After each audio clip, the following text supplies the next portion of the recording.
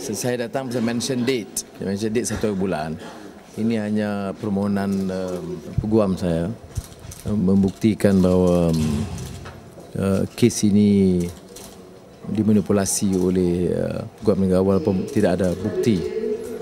Dan dia beri contoh bahawa mahkamah punya kuasa untuk menghentikan cara kotor dan politik yang dimainkan oleh peguam negara. Ini bahan-bahan alasan undang-undang yang dikemukakan. Kemudian di antara yang bahan yang terpenting bagi yang akan dikemukakan ialah bukti rekod doktor. Kalau dalam kes jenayah seks, rekod doktor membuktikan adanya kemasukan. Dan di sini saya ulang, Dr. Pusrawi dan 3 pakar memberikan satu kenyatapan yang cukup keras, tegas, tidak memberi ruang sama sekali, dan dalam bahasa Inggeris disebut no conclusive evidence of any tear or penetration. Tidak ada kesan sama sekali adanya kemasukan. Maka kalau begitu nak terus bicara soal apa? Jadi belum pernah dalam mana-mana kes jenayah seks dalam dunia di mana keterangan doktor begitu jelas, termasuk doktor kerajaan yang ditentukan oleh pendakwa dan polis, bukan saya pilih. Dan oleh demikian peguam saya akan kemukakan, dia nak tanya, nak teruskan itu apa? Kalau tidak maksud politik jahat pimpinan UMNO untuk mengalih pandangan daripada isu lain. Dan sekarang saya dituduh untuk melengahkan. Saya ulang, yang tak bagi dokumen pendakwa. Yang buat pendakwaan jijik dan kotor pendakwa atas arahan UMNO. Yang Mahkamah Syariah tak mau dengar, itu keputusan UMNO. Saya dah bawa kepada Mahkamah Syariah setahun lebih. Sampai sekarang belum ditetap tarikh dan belum dakwa.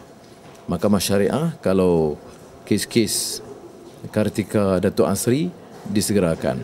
Kalau kita bawa bahan begini dengan semua dokumen yang lengkap ditangguh. Saya tidak tahu, tidak dimaklumkan tangguh atau tidak.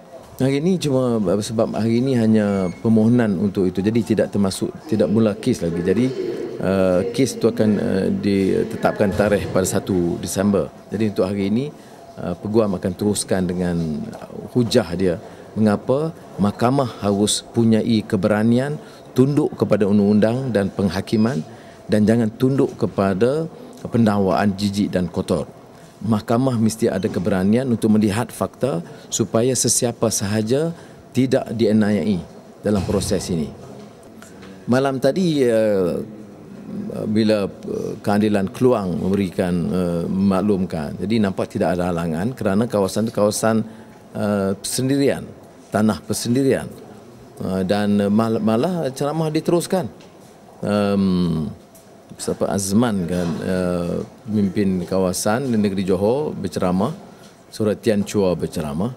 Tetapi sebaik saya tiba, OCPD datang untuk menghalang. Ini nampak memang walaupun teh tarik kita minum sekali dengan Tun Najib, tetapi nyata dari segi pelaksanaan penggunaan jentera polis itu sebagai alat perkakas UMNO diteruskan. Jadi saya diberitahu oleh OCPD tak ada permit, tak boleh berucap. Saya naik atas pentas, saya kata saya minta 10 minit untuk terangkan kepada orang ramai dan leraikan. Alasan dia ada pemuda UMNO. Jadi ada 30 pemuda UMNO diupah jerit-jerit. Nak bahas tak berani. Nak kemukakan pendapat tidak ada. Bila kita bagi bukti rasuah, penyelewengan, penindasan, dia tak mau jawab. Jadi hanya duduk jauh, tidak di kawasan ceramah, di sebelah sana jalan, tapi jerit kuat. Mungkin upahnya mahal, jadi jeritnya lebih kuat. Jadi OCPD kata alasannya ialah kerana ada bantahan. Jadi saya tanya dia, Tuan Zulkifli, saya nak tanya, Datuk Chua Juming ada peguam situ. Saya nak tanya, kalau mana-mana ceramah UMNO lain dan menteri ada 20 orang buat bantahan, apakah permit akan dibatalkan? Dia diam. Dia kata saya bukan nak bincang. Tapi alasan dia bagi kerana ada bantahan. Jadi kalau begitu dia boleh upah 230 pemuda UMNO, pimpinan pemuda UMNO kaya raya semua. Ratusan juta ringgit seorang. Jadi nak bayar RM50 tak ada apa lah. RM50 tak kuat lah sangat jerit, tapi RM100 kuat. Jadi ini yang jadi masalah dengan kita. Saya tengok ada percubaan untuk main kasar di sini. Ya. Padahal yang ikut kita ribu. Kalau saya bagi signal umpamanya, dia jalan je. Dia jalan je jumpa 30 orang. Apa dia nak buat? Tapi kita bertanggungjawab, kita tidak mau jadikan isu untuk ada perselisihan di situ. Jadi 30 orang lawan ribu tu ada sebelah kita. Karena dia boleh upah 30 orang, takkan dia nak upah 30,000 orang. Okey, terima kasih.